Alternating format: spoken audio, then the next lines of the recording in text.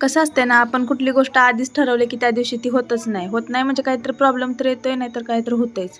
माझ्यासोबत तर असं कायम होतंय आणि आज पण तेच झालं. मी ना 4-5 दिवसाआधीच ठरवलेलं की आज मस्त फिरायला जायचं, खायचं, प्यायचं.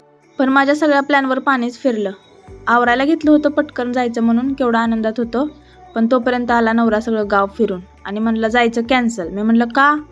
मग म्हणाला की आमच्या कामावरनं सुट्टी घ्यायची नाही असं सांगितलंय. म्हणजे त्यांच्या कामावर सुट्टी होती पण त्यांनी दुसरं एक काम घेतलेलं, तिकडे जायचं होतं. झालं, जे व्हायला नको होतं तेच झालं. मला वाटलंच होतं हे असंच होणार आहे. मग काय माझा सगळा मूडच ऑफ झाला. वाटायला तर नवऱ्याला भांडावं, पण आता काय करणार, त्याचं पण काम होतं. मी म्हणलं असो आता, घरातला गणपती काय आणि तो काय एकच. घरात केली होती मनापासून भक्ती, त्याच्यामुळे म्हणलं मग असून दे. आणि बघितलं, कामाला जायच्या आधी आपल्या आपल्या पोरीला कसं खायला आणून दिले. माझा तर काय विचारच केला नाही, मला काय विचारलं पण नाही. असंच होतं ह्या घरात, माझ्यासोबत असाच अन्याय असतो इथं.